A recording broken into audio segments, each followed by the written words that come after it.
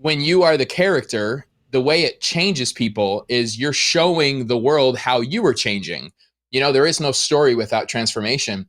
And the beauty of telling your own stories, you really don't know where it's going to go, but you're telling it. I've been on my own quote unquote hero's journey. And there's been a lot of strings of videos that I've made in the past that I'm kind of ashamed of and think like, oh man, what an unhealthy spot I was in, or even just what a bad edit. But as I do appreciate the overall look, and I wish us, being a pastor, I wish us as Christians, I think we'd be a lot more encouraged, because we always look at like what's next and we don't feel like we're growing enough. But if we document, or if we journal, even the last 5 years, 10 years, you actually do quickly see how much you've grown. And so we're always looking ahead. We do need to spend some time looking back and going, wow, look who I used to be. And that's been the beauty of using YouTube, both to inspire people to go on that journey with me, but it's also been really self-serving for myself to kind of see where God has sovereignly just taken me from one step of the journey to the next.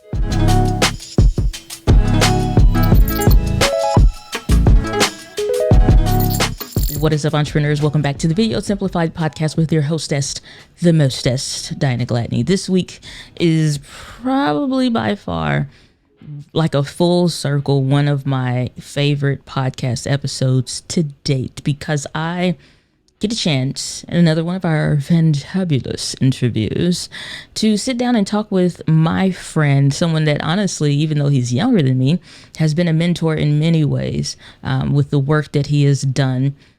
Which is Trey Van Camp, Pastor Trey Van Camp, something I'm very, very passionate about.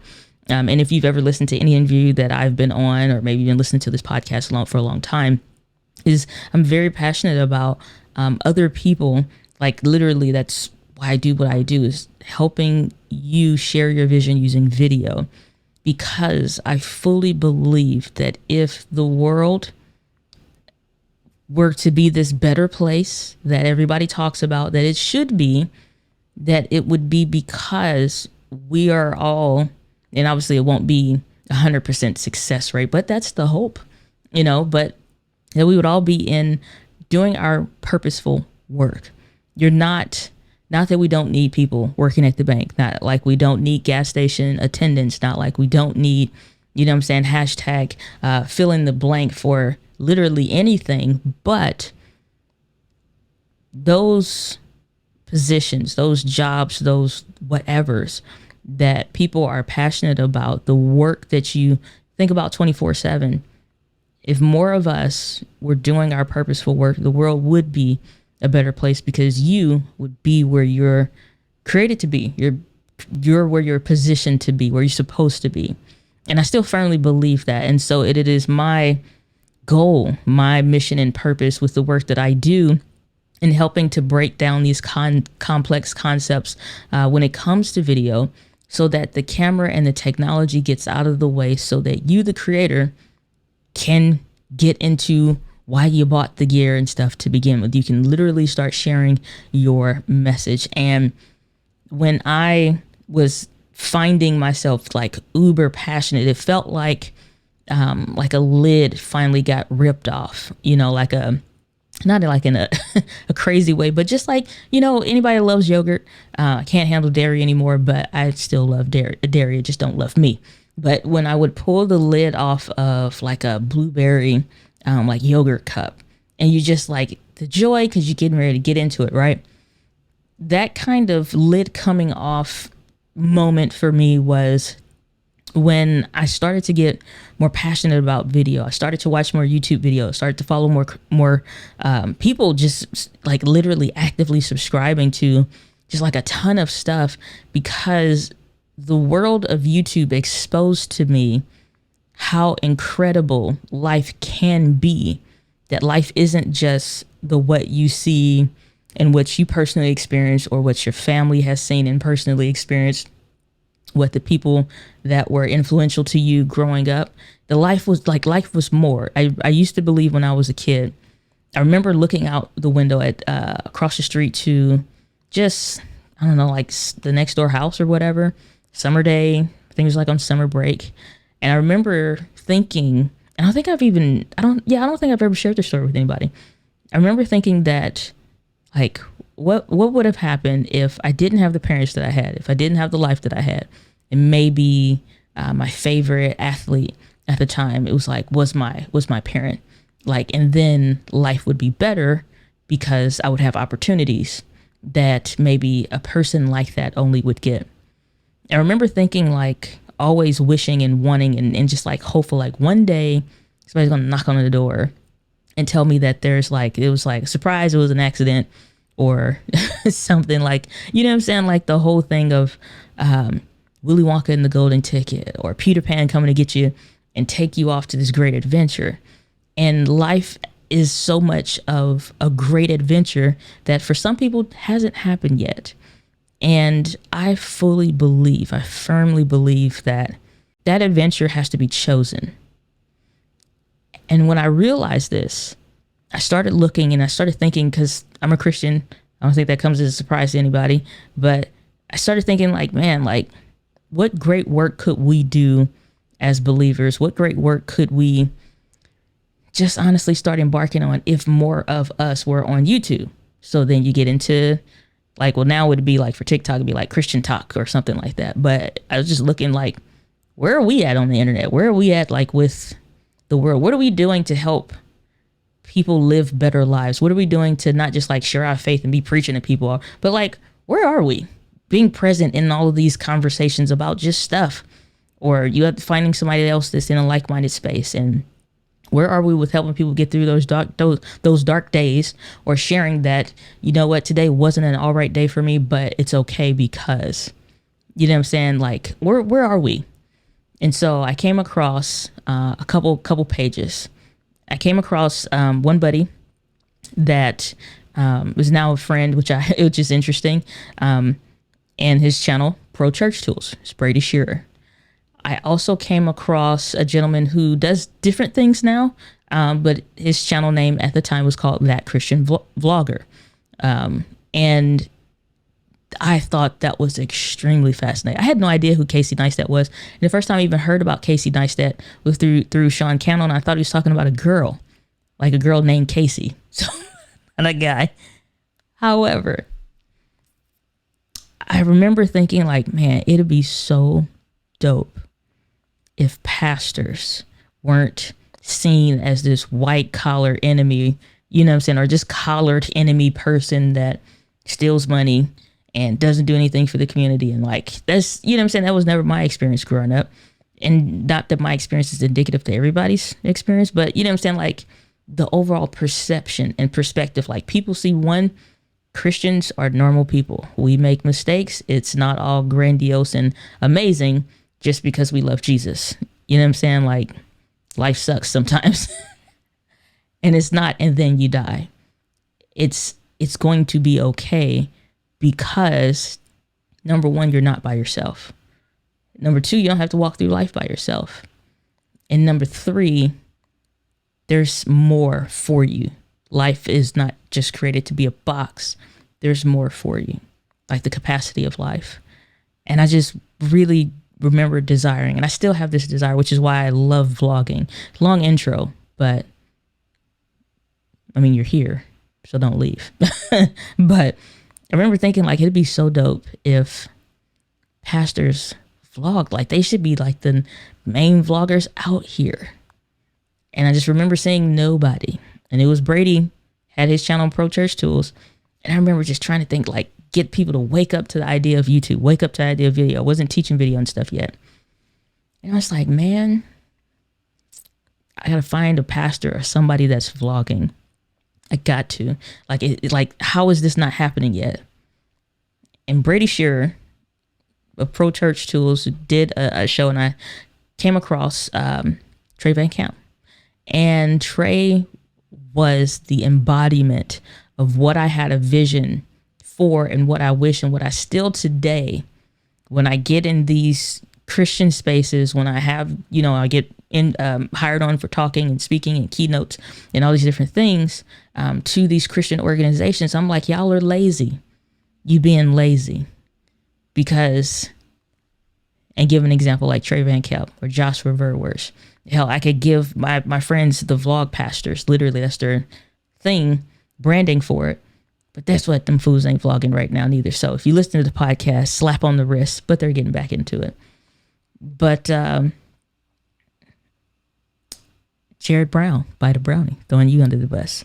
So anyway, say all that to say, this is an area in a space that, as important as video has become in my life, this message is even more important to me. Like, this sits on top of everything else that I've done. And I wish to, in some capacity, that I could do more, but I know those days are coming.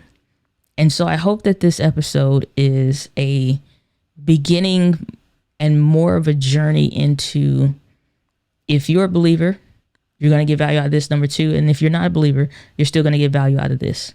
So either way, you're going to learn something, because Trey is one of the best, most honestly fun vloggers, but not just vlogging. He's really good educator, a really good educator. And I love that he's learned to share his experiences and life through his vlogs. And I'm going to put a link to his channel for sure in the description. But I really, really, really, really, really want you all to take a listen into this week's episode. Share this one out with other Christian friends if you have them, or even non-Christian friends as well, because this is something that literally needs to spark a fire in every last one of our communities worldwide. Because again, if more people were in their lane doing their purposeful work, I firmly believe the world would be that better place that we all hope for. And I think when we start getting more impactful, more motivated leaders, more like true good leaders that like walk the walk. They don't just talk about it, they literally walk the walk. And walking the walk means the parts where you scrape your knee, the parts where you fall, the part like they, you know what I'm saying? And documenting that journey is extremely important. So this is a episode that's really close to my heart, because Trey is somebody I greatly admire. And I think he's an incredible leader, teacher, and pastor. And just honestly, one hell of a vlogger. And so I want to introduce you all to my friend, Trey Van Camp, in this week's podcast. Now that's enough of an intro from me. Let's get into this week's episode. Well, Trey, I am super pumped, honored, and pleased to have you on the podcast and really get a chance to sit down and talk with you. How are you doing, my friend? You know, today's a great day. I've learned take it one day at a time. Today is blessed, highly favored. I'm doing well. I'm so happy to be on your channel. Like, we have known each other for at least 4 years, I think, at least. Yep. Maybe even longer than that. I think we met from my first Brady Shearer shout out, right? Isn't that how we got connected? So yeah, actually, no, that was, I was already following you by then. I had came back around to you, but it was actually through, so whenever you met with Joshua Verwers, okay. Somewhere around that, but for sure, because it had to, somewhere between that and Brady Shearer, so somewhere between that. Yeah, well, anyways, I'm doing great because I believe in what you're doing, and I love to be on this podcast. So I'm super grateful, and it's been incredible to see your growth and incredible to see how much you help people. Literally, I'm going to be on, I know I'm probably skipping some steps here in this interview, but literally, I don't shoot auto anymore because of you. So thank you. My first 3.5, 4 years, I've been on YouTube for over 5, was all auto because I didn't know skin tone. I didn't understand any of that. You helped me. Thank you. How are you doing? My pleasure. Today? I'm doing fantastic. You know, any day that you wake up, make a strong cup of coffee, I think you can make it through just fine, you know? Amen. Amen. But you know what? That's interesting to hear you say that, because I have never, like, I would have never guessed that about the auto thing. And number two, it just goes to show, like, it don't matter. Like, the camera will kind of figure it out, but, you know, that shouldn't stop you. So I appreciate you sharing that. Yeah, I've always been story first, and I've actually never understood people's fascination with gear. And I think a part of it is being on a pastor's budget. I just have allowed myself not to even think about new gear, which helps a ton. But yeah, I love the YouTube platform, not because of any of the camera stuff, but because of the stories you can tell from it. And I think that's what changes people. You know, like Steve Jobs, he was the one who said, the one who can tell the best story is the one who changes the world. You know, that's the biggest impact. Are you a storyteller? So that's why I've always done it. And so I've always said, hey, auto it is, as long as there's a good story here and the audio's fine, like, I think people will stick around. I love it. I love it. And you're absolutely right. And I'm glad you kind of leaned into that storytelling aspect because honestly, you are correct me if I'm wrong, third generation pastor. Fourth generation Yeah. pastor. So it goes back even deeper. Fourth generation pastor. So you come from a line of storytellers already with that. And I know you've navigated some when it comes to starting a church plant and going through all of those stages. So you've literally documented and told your own story using YouTube. Is what I went back and watched the very first vlogs to the most recent content over the years. So can you share a little bit about what that journey has been like? Honestly, just documenting your own story. Yeah, I actually got the idea from Gary Vee. So when I planted my church in 2016, January 10th, so the very beginning of the year. And by that point, like I've always been Mr. Productivity and somebody who prides himself in spending his time wisely. And so I was never on YouTube. Kind of shows my age a little bit too, that I just was never on YouTube. And then late 2016, I was randomly on Facebook because I think I was putting together a Facebook ad to reach people in my community. And I ran across a Gary Vee ad. And I don't know what it is, but it captured me. It was something about like using your story to share your message with online media. But so I started watching, but then the first video I clicked on when I went to his YouTube channel was actually an interview with Casey Neistat. And so then I was like, this guy sounds pretty captivating. So I started watching Casey. So I was like, forget you, Gary. Casey Neistat's where it's at. So I started watching all of his stuff. And that was October of 2016.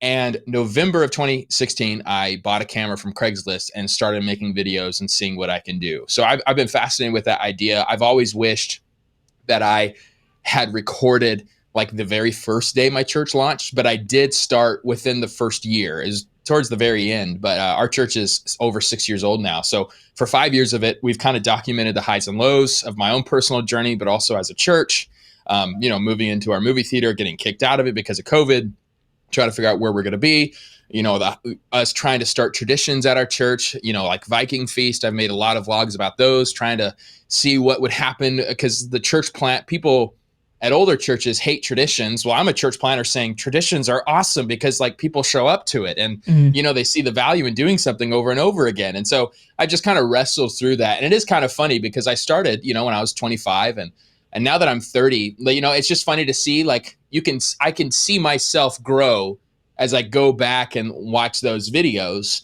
And that's the essence of storytelling, right? Like when you are the character, the way it changes people is you're showing the world how you were changing.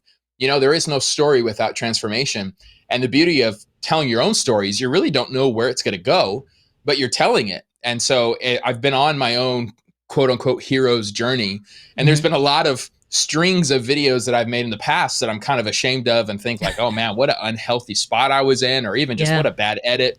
But as I do appreciate the overall look. And I wish us, being a pastor, I wish us as Christians, I think we'd be a lot more encouraged because we always look at like what's next and we don't feel like we're growing enough. But if we document or if we journal, even the last 5 years, 10 years, you actually do quickly see how much you've grown.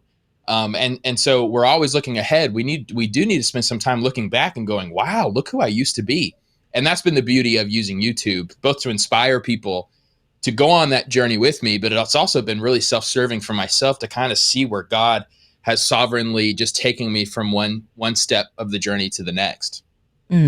I love that so much because I've always been baffled why more church planners, why more even firmly established ministries have never leaned into the whole concept of documenting the journey, no matter where it starts at. Because we always kind of wish that we had like from the day one, but I can honestly and sincerely say like it was like watching, especially like watching your content. I don't know if anybody's vlogs have impacted me as much as yours have, that literally the day I quit my job, which is crazy because 2 days ago I celebrated my 3rd year anniversary of doing that, shaking, nervous, afraid, like all of the different things. But I just so happened to have my camera with me because I had started making a habit of carrying my camera every day. And so I'm always grateful that that memory doesn't live just in my brain, it literally is documented. Like, I have the conversation where my friend that's in ministry work, and I'm like, we would talk, and she was like, well, either you're gonna believe God or you ain't. Don't call me no more complaining. She was texting me, don't call me no more complaining, saying that you don't like this job and you wish you could do this and you feel so strong. If you feel that strong, you better take action. And I was like, okay. And next thing I know, I was out that door and I called her. She was like, wait, you serious? And so That's awesome. I just so firmly believe, like, why is that? And I get it, that's a big question, but why do you feel that for ministries, that like the place where it is supposed to be helping to elevate our faith more in the work that we're called to do, why is it that we have not leaned into this medium for, it's a two-part question. Why do you feel like ministries have kind of taken a back seat to online media? And then two, when you were first getting started, why weren't you afraid of like what was being said at the time of like, oh, don't do the internet, and once you post it, it'll never go away, kind of stuff? Yeah, remind me as I go through that second question, because Okay. I'm the worst at this. So I'll Okay. answer the first one first. Why don't more people do it? I think it's so multifaceted. Quickly, one of them is actually, it's kind of, and this is sad, but it's the people who are more prone to do it are younger people, right? Like I'm a digital native. I think I Mm-hmm. was best of both worlds, born in 92. So I actually had a very normal childhood. Wasn't really on the phone a lot till I graduated high school. The way that we're on our phones today. Even then, Mm-hmm. like when I was in college, social media wasn't anything like it is now. And Mm-hmm. so I was able to kind of be raised in a healthy way, but nothing confuses me as with a camera, and I, of course, shoot auto, but I at least know how to turn it on and press record and all that kind of stuff. So, but I'm noticing more and more, and it's really sad trend in ministry is younger people aren't going into ministry. And those are the people who would pick up a camera. And I think it's so many different reasons. One is I don't think people are pouring into younger leaders enough. And so we don't have enough spiritual fathers and mothers to speak life into us to go and risk it all for the gospel and do something. But also, like being a younger pastor, I've had a hard time leading people because the overall thought that a lot of people have is young men are fools and they're just, they're not to be trusted and they don't know enough. And certainly I don't know enough, but I know enough to know, that my Bible is what knows. So even just leading ministry in general as a younger person today is really hard. There's a lot of stereotypes against us. So, but the other thing is churches, they say they want younger people, but they don't put younger people in positions of leadership and power. And so you can't have your cake and eat it too. Like you need to let us lead. And so I'm really grateful for my father being fourth generation pastor. He's empowered me so much to where I planted my own church as a lead pastor at 23 years old.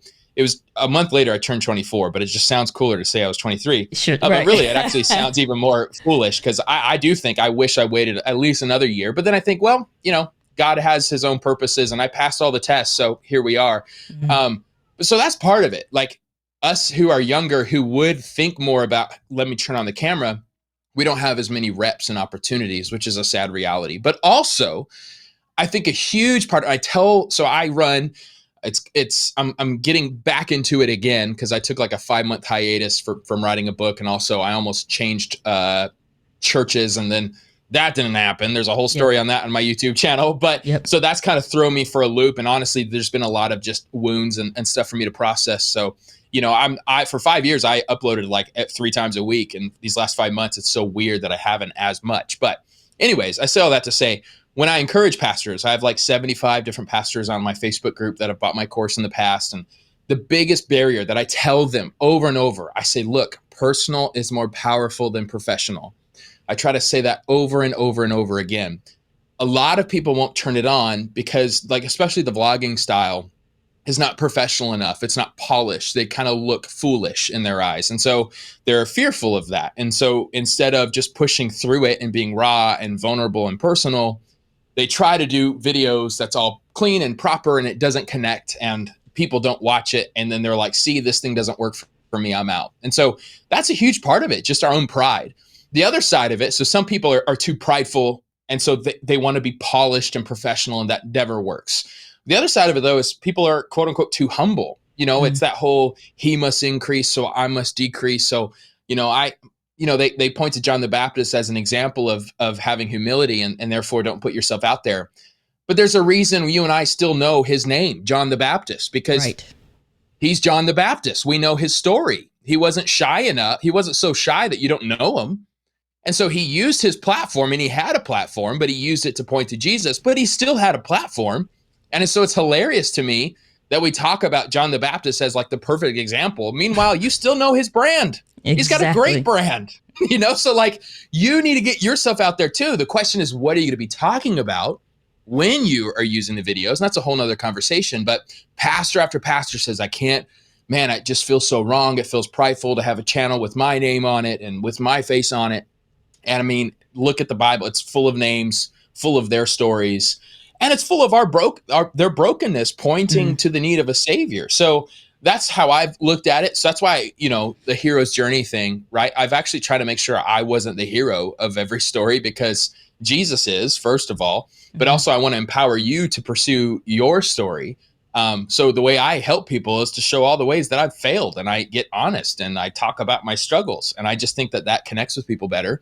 And it's reality. It's actually like, I don't have to lie and come up with a spin on this story. Like my last one about not going in California, like I was really raw and honest about it, and it was not what I wanted. And then I thought it's what God told me to do, and now it's not, and it's a mess, and I'd rather nobody know about it. But I keep thinking, man, God uses stories to change people's lives. And this is a story, and I've always shared my story, and this is a part of it. So I have to, and it's also, a little bit cathartic to share my story. And I think it kind of brings coherence to my suffering. It gives me a purpose in the middle of the pain, because I can go, okay, 2 Corinthians 1, right? In my weaknesses, in my foolishness, that's actually how Christ is glorified. And that's how people are served and comforted. So I'm actually going to keep sharing this part of the story, or else I have no right to share the success part of my story. Woo. Listen, okay, that is strong, because so much of it, it's such a contradictory statement that it's like, well, I don't want to be prideful. I don't want it to have your driver's license has your name on it. Your house deed has your name on it. And you're like, I paid for that car. That car is paid off in Jesus' name. Yeah, but whose name is on the title? Your name. You didn't say Jesus paid it all on the title. It's your name. Heaven forbid, the church name, and it's always like the little thing under there, led by pastor such and such and whatever on the thing. So I'm like, no, I think that's an excuse. You're using this as an excuse as to why you're not doing the work. And this, I think, it's a lot of work. I think present day pastoring cannot omit the internet. There's no way.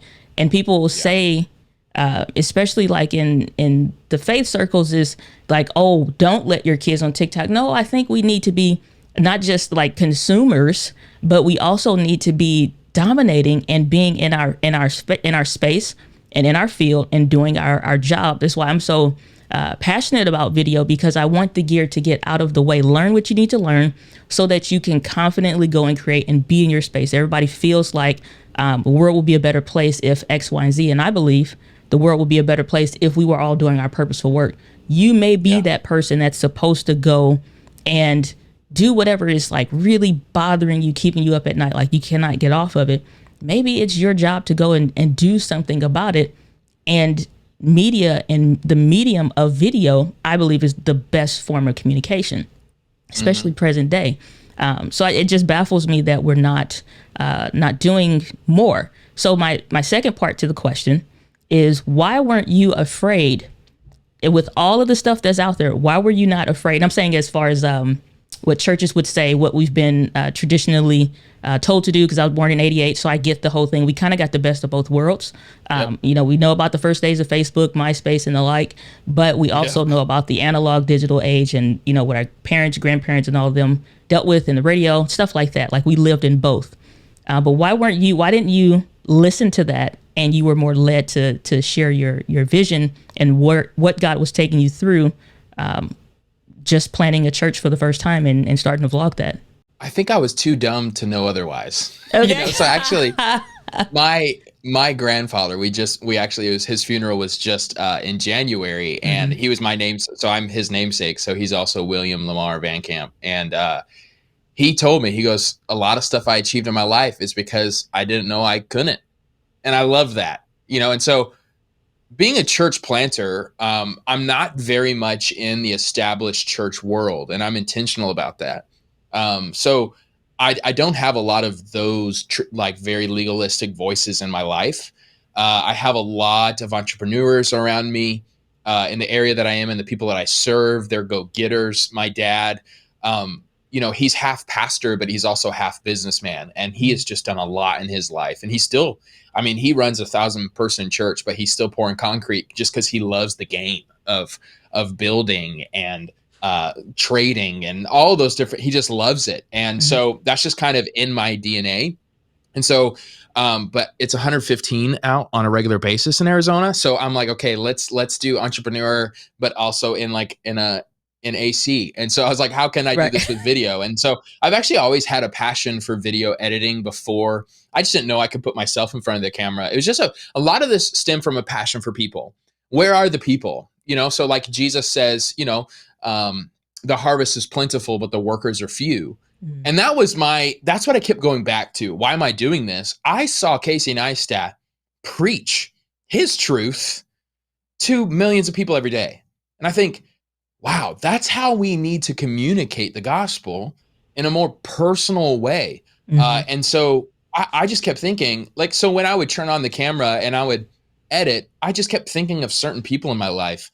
In the beginning, I actually made it with the emphasis of the non-believer. So I'd think about the non-believer in my life. And so I'd try to really show I'm a pastor, but I'm normal. I go through all the same kind of stresses. But then as time progressed, I recognized who I kind of naturally talk to. And so I noticed that more leaders were reaching out to me, and I kind of had a bigger impact in their life. And so I kind of tailored my content accordingly. So now I think about the church planter friend that I have in Tucson who's struggling, a church planter friend in Houston, Texas. So those kind of people, I think about their story, and that's what motivates me. Man, if I can use my story in my life to help them, why not? And so I've never taken myself too seriously.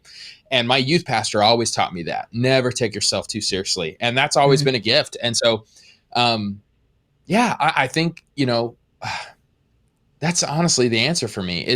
It wasn't hard because I love editing. That's the gift. And I feel really bad for pastors who think that video stuff is annoying.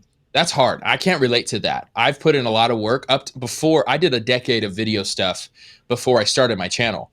And I love it. And it's kind of natural and intuitive to me. And honestly, on my low days, so at 2 p.m.-ish, I need to be doing interviews like this, which is actually 2 right now. This is great. Like I can't just do certain work. It's just too tiring. But editing, I can do any time of day, at any place. I just love it. And so that's been a gift for me. And I know for a lot of others, that's not. But that's also another reason I kept doing it, because it's just legitimately really fun. And so maybe that's not a super spiritual reason, but that's the reason. It's just like, I love this, and I love what God's doing in my life, and I want people to know about it. And yeah, I did get some flack from people, and I did get people say, people aren't going to take you too seriously, blah, blah, blah, this, that, the other. But overall, there's been a lot of positive voices in my life that's encouraged me to keep going. I love that. And, it's a couple things with that. So number one, I disagree with the statement that people won't take you seriously, because, again, I think that's putting image too much on the pedestal of making sure you're curating how people see you, which I think naturally as human beings we do already. But I think that's really taking, a little bit too much of that to the extreme. But number two, I did disagree with that, because I listened to you more than I listened to my pastor at the time that was a lead pastor. We didn't have any messages that could be, you had maybe record yourself, or maybe like, I know at one point they're still trying to do CDs. I'm like, when you got CD players, like in some cars, like what? Wow. I think that's such a pivotal question that gets ignored. Who are your young people listening to? Yes. If you're saying they're not listening to you, but what do you have that's in a medium that's digestible of what they're already into that they would listen to? So I disagree, because I found so much value in your messages and what you were teaching. So I wasn't just watching the vlogs, and if it wasn't a vlog, I wasn't interested. Because I'm a believer, I learned a lot. Some stuff I have on like the downloads, and then on like a MP3 player I use when I'm traveling, just because I'm not going to kill the battery on my phone. And your messages are on there. So I disagree with that, because the library of content that you've created over the years still serves. Thank you. It And I still it disagree still with it serves. too. I never let the naysayers stop me. Mhm. But that's certainly what a lot of people fear when I talk to pastors. Mm. And it's just this, I guess they just like the idea of being on a stage and being above people, but that's not. And I'm actually all for preaching. Like I believe in the power of preaching, but it's like just that whole, do you really like, I just, some people, they think they can only lead if they're from an elevated position. Mm. And what I love about storytelling, what I love about YouTube is saying, like, I'm with you, follow me as I follow Christ, but I'm just a couple steps ahead, if that. And so let's Mhm. journey together. I love that.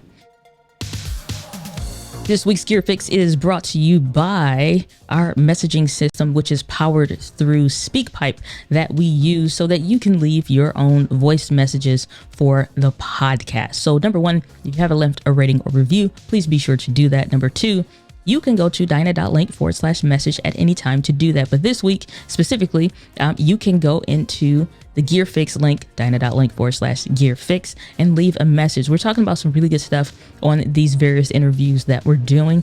And I highly, highly encourage you to share your thoughts on some of the segments that we're doing before and after. So if you haven't done that already, be sure to do so. But let's get back into this week's podcast episode.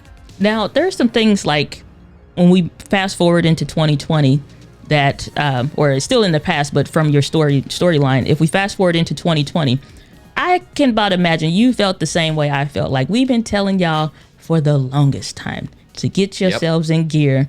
Now, all of a sudden, oh, what camera, what mic you should have been bought it. You should have bought it a long time ago. And now, now you're like on the gun. Is like, well, we don't have a way now. Everybody's not like the internet's, YouTube's the devil. It's like, hey, come subscribe, hit the subscribe button and the like, and be sure to join our lives and stuff. So when 2020 came, I know you saw a lot of, and you probably got a lot of pastors that hit you up asking you questions. But since then, I'm curious, what are some mistakes you've seen different ministers or ministries rather, and pastors kind of fall back when it comes to media? What are some mistakes you've seen them make? Yeah, I remember it being such a exciting time because I wasn't exhausted from trying to find answers. I was like, I've been doing this for 3 years. So I actually spent all my time helping a bunch of other pastors speed up, and get with the 21st century. And that was a pretty funny time in life because it was a lot of people who thought I was being dumb, and now all of a sudden I got real smart overnight. Yeah. But what frustrated me was a couple things. Pastors' misunderstanding of the analytics. Uh, I really believe that as pastors, we need to be truth tellers in all aspects. And one thing that's really troubling is people kind of point to Facebook views and then they say, "Oh wow, we've reached 1,000 people last week because look at the data." And it's like, well, the data says there was 900 1-second views, there was 50 10-second views, and then there was 22 10-minute views. So you had 22 people, and you have to realize maybe 7 of them were other pastors going, how did they pull this service off? So like, I didn't want to be that cynical, bitter person, but doing YouTube myself and Facebook and stuff, I've learned you have to really lean into the analytics and you don't need to give yourself false hope. And so I think it actually set up a lot of churches for false hope when the door started to open up again. And it's like, Pastor, you were saying we're reaching thousands. Why do we have even less people in the room now that we're back? And it's all sorts of those kind of things. So that was frustrating to me. But the biggest frustration was, again, my passion for being online is storytelling. And so I was trying to show people, here's the camera you get, here's what you do. But I kept saying, share your life, do a podcast, interview, have a live stream where you're talking to your congregation, preach on Sunday, and then do a live version of it through Ecamm Monday, where you're actually allowing people's comments that you put on the screen kind of direct where you're going to go with that conversation. Like I kept with all these different ideas that people can go with, sermon clip, but then maybe have a vlog with a sermon clip in it, which I've done for years, right? And all people did was, yeah. So how do we live stream our service? Yeah. But how do I live stream the Sunday service? And so it was still just about the Sunday experience, which as a I'm not against. I get weary when I'm dumped into this digital church world where people think I'm the guy who thinks buildings don't matter. Ask any church planter, of which I am. Buildings matter a lot. They're really helpful, especially during COVID, because we got kicked out of our meeting location, at the theater. And so like I knew more than ever, it'd be really nice to have a building so I can meet with people and counsel people and pray together and all sorts of stuff. But anyways, that's what was really discouraging to me is we still just didn't see, they still don't, they think, oh, we're so creative because we pressed record for my messages.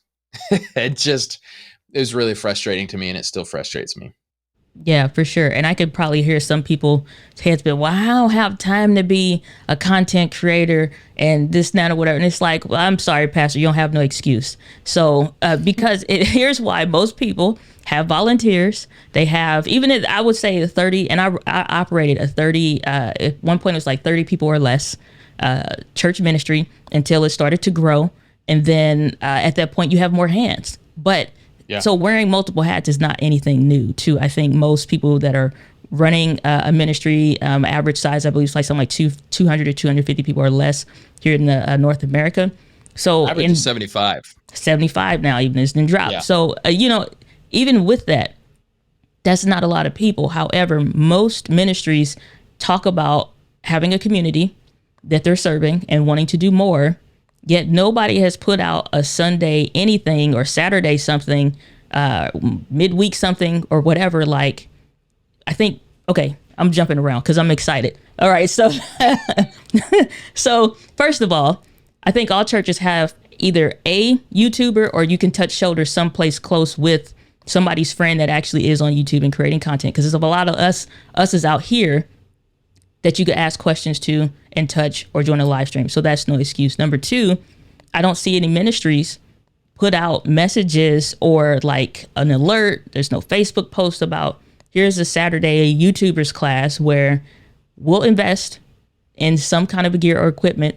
But we need, if you are like 18 and under, but you want to learn YouTube, you can come to YouTube for the church. I've never heard anybody share or suggest that. So we did that once. Okay. I'm not talking about you. Okay, no. Okay.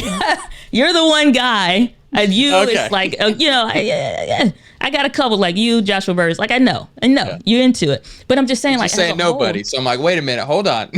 I've not heard many, I'll change it, I'll alter many ministries where that's the thing. Cause I'm like, all kids say that they want to start a YouTube channel. Why not do it for the church? It's not telling them to figure it out on their own only, but most of the time they already know.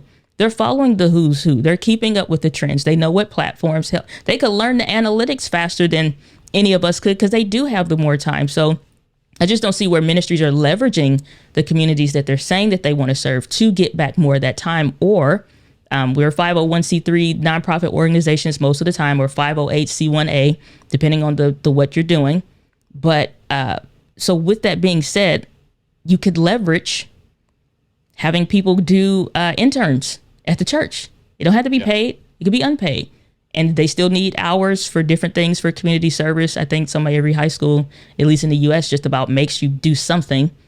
So it's like, you don't have to be the full-time vlogger. You can have somebody document, create for you, and be around to kind of help with that. So I just don't want people to get discouraged hearing like, well, I don't know how to edit.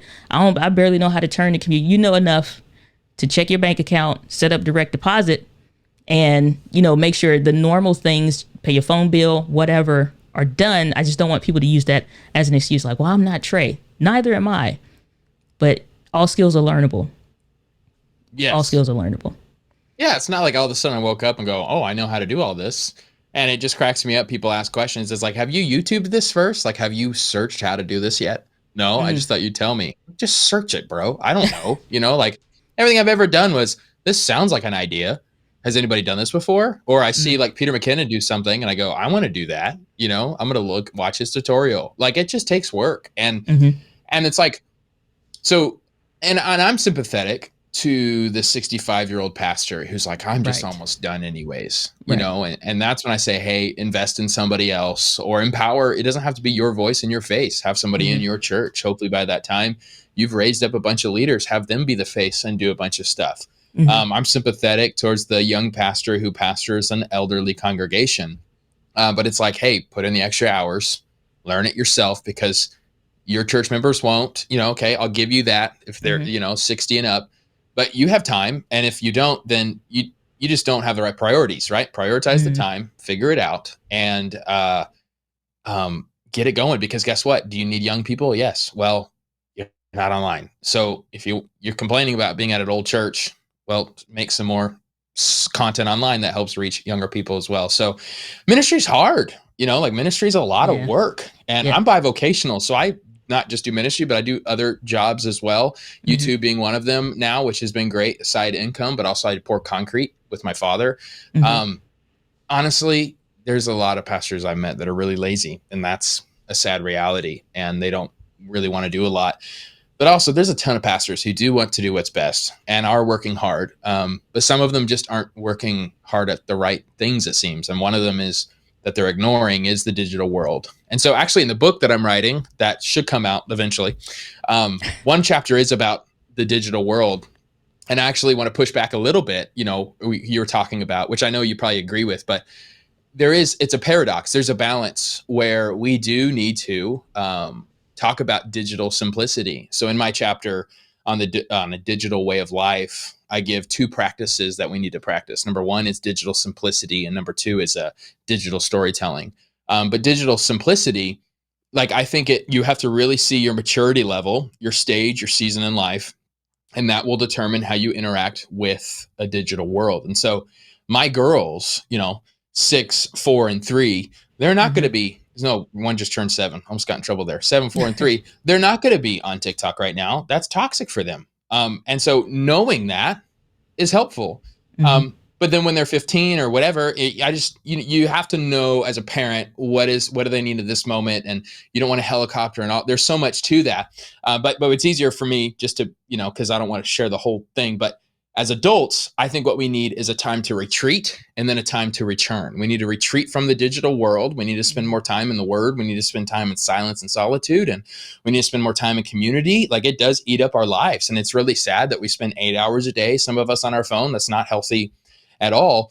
And by the way, TV counts as digital. So I just think it's so hilarious. The older generation makes fun of us being on our iPhone. I'm like, but you're on Fox News. It's like the same thing, like it's all. And so, so as a pastor, my passion is, it sounds like a paradox. It sounds like I'm contradicting myself, but it's like, hey, I actually want to lead a people who use social media, but they're not addicted to it. And so they have the wise understanding of spiritual formation and understanding that you're always being formed into someone or something. And so if you spend all your time watching this type of content, you're going to become that type of person, which probably is not good, in many ways. And so I think it's a nuanced conversation. So I understand part of the church that says, who wants to go like Mennonite and Amish and go like, no internet. And I think for some people, like actually this past 5 months, there's been stages of just heartache in my life where the last thing I needed was to watch another YouTube video. I had to get away and spend time in solitude with the Lord. We see so many people. Jesus does this. Moses does this. Elijah does this. It's all throughout the scriptures. But also, we always retreat in order to return. Moses went back to Egypt, right? Jesus he started his ministry, right? And so, so we have to have, what I talk about is digital storytelling when we come back. Like, we need to use these platforms and watch enough to know what the trends are, like you said, to know what's going on. But we need to be contributors, we need to be contributing more than we are consuming. And I think that's way out of whack right now. And it shows. 100%. So if a pastor is wanting to, okay, they're saying, okay, I hear you. I hear what y'all saying. I'm ready to re-engage. What's the first thing? Like, they're still doing the copy and paste of the Sunday sermon on YouTube, and that's all that it's been for the last 8 or 9 months. What would you say to that pastor that's wanting to re-engage into this digital media space differently? What would be a piece of advice that you would give them, or a different type of content to start engaging with? Yeah, that's great. It really, oh man. A few things that I've seen pastors do well in lately is even just leveraging Instagram, leveraging like the Q&A portion. So they have like every Friday, hey, ask me questions, either about what you're preaching on in the series or just life in general. And so they spend their whole story that day answering questions. I've seen that be really helpful for people, especially if that's your skill of just like apologetics, or your skill is just you're a brainiac and you can answer any question that people ask. Like lean Mm-hmm. into that Q&A, either live on YouTube, which I think is phenomenal, Mm-hmm. or on Instagram. Another way you can do it that I've seen people do recently is do reels or TikToks, where you actually and I'm working on this a lot lately, you summarize your entire message in a minute. And so you actually introduce what I think every story has is tension, and then there's an intervention point, and then an invitation at the end. And so really in a minute, state that tension. I always tell people, in order to grab attention, you must grab a tension. So right away, talk about the problem, and that person feels pulled by it. And then you talk about the different ways society calls us the interventions, but then Jesus really is the only way. And then you extend an invitation to them, however that looks like. So really perfecting that model of, okay, how can I quickly share the main meat of my message within a minute, I think is a really helpful practice, even just to get your sermon better, to know where am I going and where is this heading towards. Those are a few small things. I still, what's hard is I do feel like in some ways the vlogging like genre is very, very dead or dying. And so it's really hard for me to admit that, Mm-hmm. in the sense of how I used to do it. And so there's just so many people out there. You have to really convince them to follow you right away. And the, traditional Casey Neistat version of vlogging, it's just kind of, it eases you in, and it's really relaxed. And sometimes there's a huge purpose. Other times it's just the ordinary mundane of life. And it was just fun to journey with you. That doesn't like grab people's attention anymore. So you do have to get more creative. And so that's why my storytelling, I've had to really change and figure out, okay, how do I keep up with this new trend? And that's what makes this so hard. Because it's like what worked 5 years ago doesn't work today. And that, Yeah. so like in the digital world, that's even more than ever. And the hardest thing for me in my own journey that I've been trying to figure out, and I think I'm getting close, is understanding who your audience is. And every pastor wants to say the world, Mm-hmm. but you're not going to go very far if you do that. So really realizing, kind of narrowing down who my avatar is, right? I always say your biggest tribe is just 2 steps behind. So who were you 2 years ago, and how can you minister to that person online? It's helped me a lot. But yeah, like there's so much nuance to it, but man, I can tell you this, even if you just vlog, you may not go very wide, but you can go very deep with some people. Like we have a great relationship because of my vlogs, right? Like, Mm-hmm. me, and I've been able to bless you in ways I didn't know about until this conversation. But I'm not running a bunch. I've put in the work that some million subscriber people have put in. I'm confident of that. I have tried. Yes. Yes. But I have some legitimate relationships, and I've been able to pay my mortgage every month through YouTube, which is great, so I've been able to make some good money on it, and not, it's their choice. I give everything out for free, but it's like a support system. And I'm really grateful, being a church planter with low budgets. It's been a very great gift, but that's never why I did it. It's never why I started. But I'm like, if I can do this and bless my family, that'd be amazing. So there are some pastors out there, maybe that's your motivation, a part of it. And that's okay. Like, it's not a waste of time. It's actually helped me buy more time with my family because it's taken care of a lot of bills. I love that. And you have a book coming out. I know you have your Patreon community, so please share, how can people connect with you more? And I would love to know when we can expect this book released, and so I can definitely keep it on the radar and make sure I share that out as well. Thank you. So it's in the editing phase. My book design, the cover. Have you heard of Sketchy Sermons? I have not. I have not. Oh, wow. On Instagram, this guy's great. He takes people's messages and does a sketch of them. He's getting really popular right now. He's doing great stuff. I actually hired him out to do my book design, and I'm really excited to see what he does. So it's going to be certainly within the next 2 months. I just don't know the process of what else is left. So TreyVanCamp.com, like it's going to be there at my website when it does come out. I also have a weekly Tribune. So I just kind of share 3 insights, 3 ideas that I have every week. So that's one way to keep up with me, to subscribe to my newsletter at TreyVanCamp.com. But the biggest thing I always push people to is just look up Trey Van Camp on YouTube. And there's a lot of videos there. I have made over 700. I have unlisted a lot of them because of niching down and knowing my audience and all that sort of jazz. But they're unlisted, so they're available if you go to the homepage, right? And you like go to the playlist. But anyways, I'm trying. I'm figuring it out. I'm actually going. I don't know if you're going, but I'm going to Vegas in a couple weeks. Are you going to be there? I am not. No, you're not. No, I'm not. I looked at. I came back from was it Social Media Marketing World? I think it's been like maybe a month and a half, maybe 2 months ago or something like that. And that was a phenomenal honor, one, to be speaking there. I thought that was like a goal a few years down the road. But I was looking at like what kind of events and conferences that I want to go to, and it just like, I don't know, I'm not vibing with anything right now per se, in the sense that, I don't know, I'm kind of like digging more, like sign up maybe for some mastermind trainings or specific things. Just really trying to laser down, instead of like, I want to be and do community, but I also came back with the flu and was down for like a week and a half. So I'm like, yeah, I don't know about that right now. Right on. Well, I won't see you there then, but I have seen you there before. That was fun to see you 4 years ago at Growth Video. It was. I hope you have a fantastic time. Well, Trey, thank you so much just for your time and the wisdom that you've given. And again, we'll put everything in the show notes as well as in the description, so more people can find out about you. But Trey, again, thank you so much for being on the show. Thank you. Grace and peace to you. I love so much having this conversation with Trey. I'm absolutely going to probably have him back in on the podcast for a couple other episodes, just because there's other things when it comes to video, and especially when you have a nonprofit organization. Again, sometimes they're one of the hardest working organizations, and then in other aspects, when it comes to marketing and exposing some of the things that you do in a good way, the laziest organization and group that needs YouTube the most and does not use it as they should.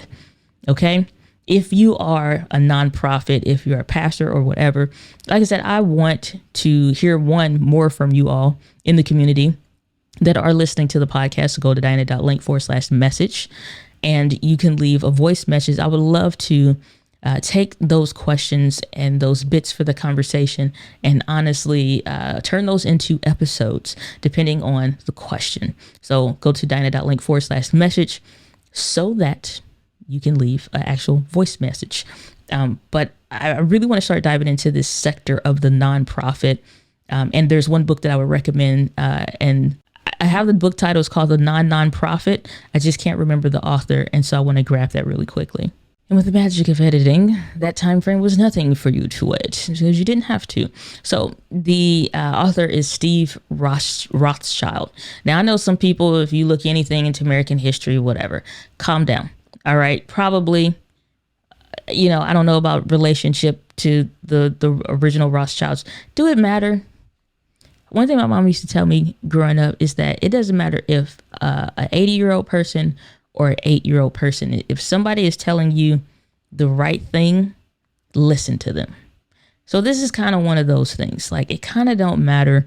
And I know sometimes, like, for real, like being in America is like hellish and annoying as hell because everybody gets so caught up in their freaking campaigns of stuff. And it's like, calm down.